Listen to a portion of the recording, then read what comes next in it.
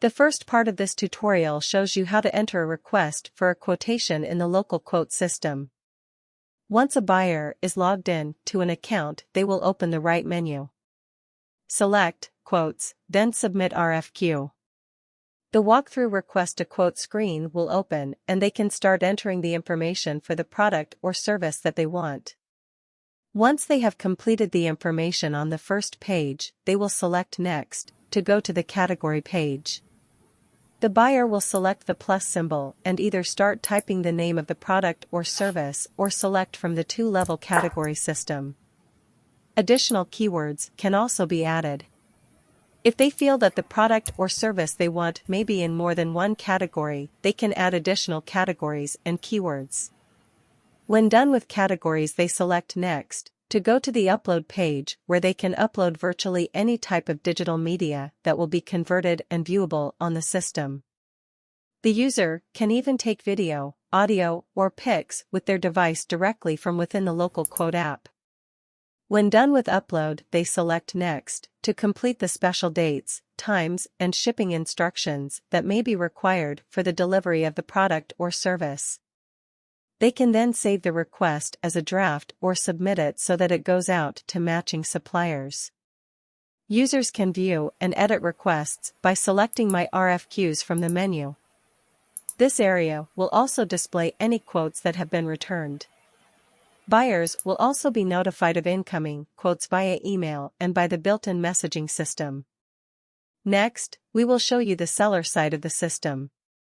Once a seller is logged in, they will choose Quotes from the right menu and then select View Requests under the Submit Quote sub-menu. This takes them to the View Local Quote Requests page where they can see any requests that match their product and service offerings. The seller can also view the buyer's profile by selecting their name next to their image. By selecting View RFQ, the seller can view the buyer's request, including medias that have been uploaded by the buyer to support their request.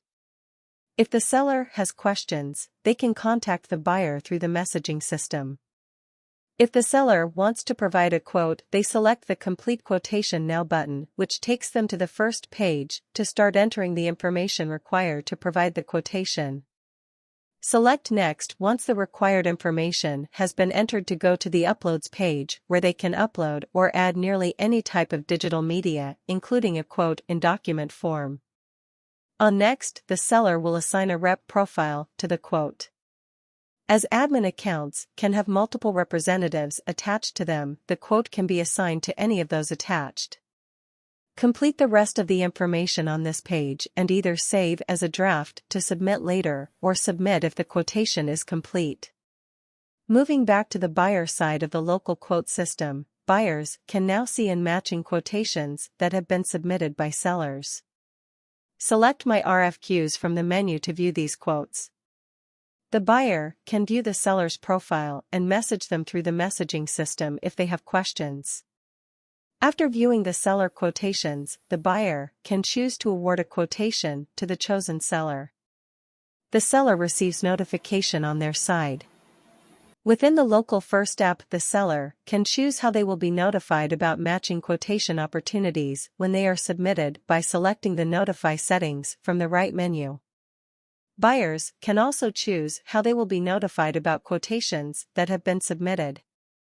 Sign up for your free account and support your local businesses and buyers. Remember, it takes a village to support your local businesses. localfirstapp.com